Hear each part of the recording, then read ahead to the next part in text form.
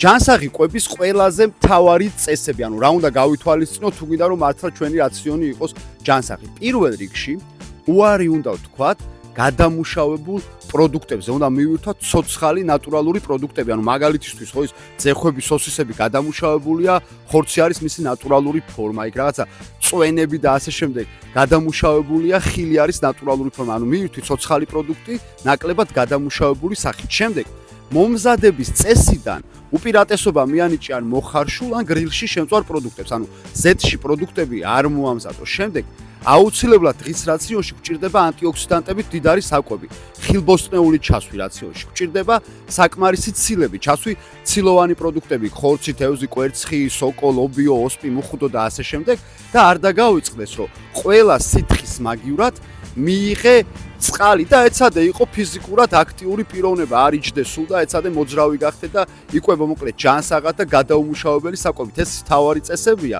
რომელიც ყველამ უნდა იცოდეს.